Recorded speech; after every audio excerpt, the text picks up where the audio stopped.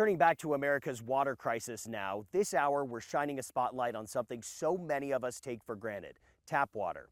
The United States is one of the wealthiest countries in the world, and still, more than 2 million Americans will go to bed tonight without any running water. That means no water to drink or shower with. And in the last 10 years alone, 63 million Americans, or 1/5 of the country, have been exposed to unsafe drinking water. Recently, we met up with the nonprofit Dig Deep, who's trying to change that.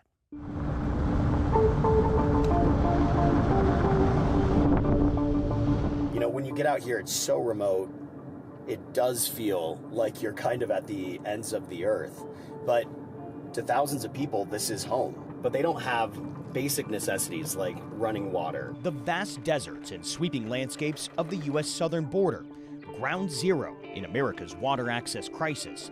These Texas colonias are home to more than 500,000 people, including Jack Duran. He grew up in the town of Cochran, a remote neighborhood outside El Paso, where water is a luxury, not a guarantee. When's the first time that you realized you were growing up in a form of water poverty? I want to say it was when I started going to school and I started going to my friend's house. They would be filling up even like a swimming pool, and they would have the water running. And that's when I realized, I was like, okay, like there's places that have water and there's places that don't have water. I'm in one of those places that don't have water. Cochran, along with other nearby colonias, was promised running water from developers and the city of El Paso decades ago. But that water never came. And for as long as Jack can remember, this fill-up station miles away was his only source of clean drinking water, a remote oasis in the Texas desert. Here, the difference of a few feet can determine if a household receives water access or not.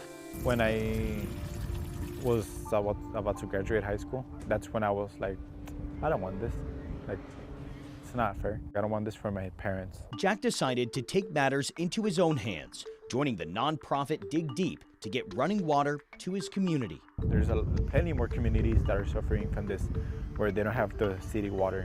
They deserve this too. The Colonias in Texas emerged during the 1960s. Drawn in by cheap land and a shot at the American dream, many low-income families set up homes along the border, and builders assured them public utilities would follow. But because of costs, many cities were reluctant to provide water to Colonias. For instance, in 1979, El Paso issued a moratorium that halted water supplies to people outside of the city.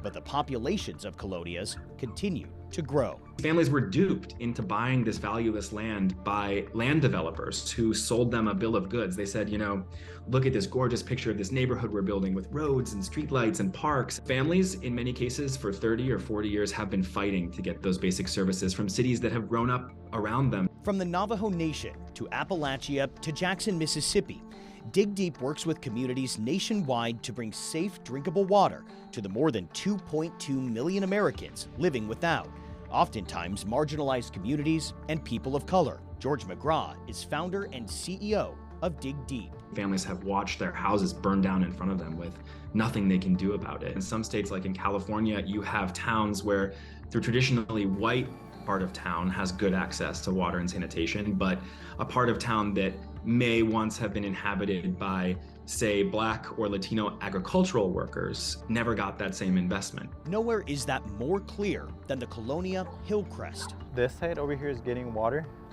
this side's not. So it literally is a matter of which side of the street you live on. Yes. The hundreds of people living in Hillcrest don't have running water, but just feet away, new developments are hooked up to the tap, forming a distinct divide between the water haves and have-nots, a term known as blue lining. It affects every aspect of their lives. In the end, this is the federal government's responsibility to work with state governments and tribes and towns and communities to make sure that this gap gets closed for good. But for now, that responsibility is up to organizations like Dig Deep.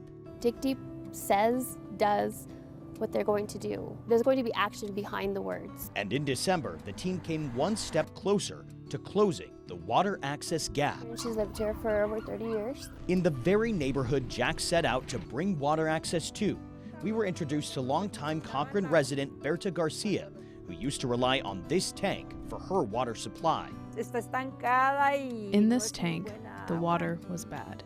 It would come out weak. There was no water pressure, but now I have water pressure. Now she has safe drinking water for the first time in her life. So now you have water. You have reliable water. What would you say to communities? There are still plenty of communities out there that don't. What would you say to people in those communities? I would tell them not to give up, to keep the faith, to fight. There will be somebody to listen. We were heard. I'm just wondering how it feels to you to be involved with the effort, the successful effort of getting water to your neighborhood. It feels great. If I'm being honest with you, I didn't think it was going to be possible. 3 years later, the job gets done, which I'm thankful for it.